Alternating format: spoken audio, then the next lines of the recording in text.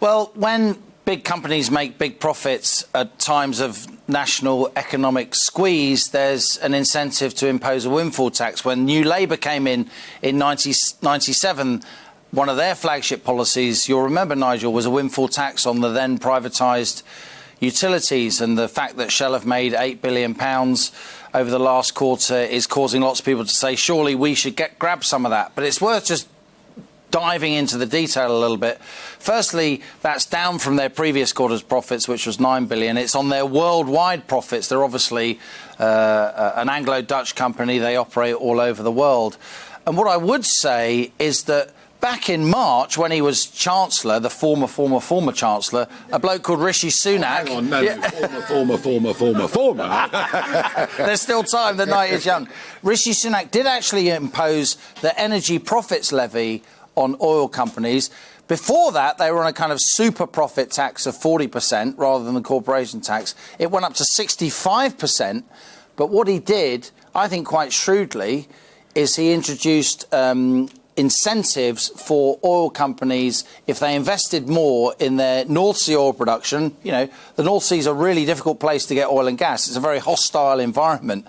They can get oil and gas in other parts of the world much more easily, but he incentivized them. If they reinvested a lot of their profits, then they got deductions.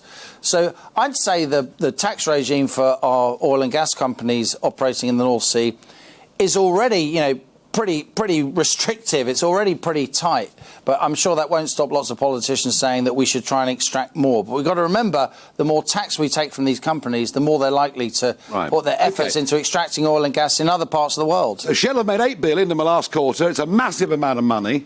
Who in the room is unconvinced by Liam's argument? Who thinks we should tax Shell more than they're being taxed at the moment? Anybody think Liam's wrong? There's a gentleman there. Yes, sir. I don't exactly... We're going to get a microphone to you and ask you to stand up so we can see you, please. Oh, yeah. I don't think you're entirely wrong, but I do think, like, for most of us in the room, what affects us with oil companies is the price at the pump. Yeah. And when the price goes down, I think there should be an umbilical between that and the price, so that the companies are forced to bring the pump price down. I know the oil companies are making money all over the place. Are you suggesting? Are you saying that motorists are being ripped off? I think I am. Yeah. That's a good way of putting it. Who agrees with the gentleman? They're being ripped off at the pub.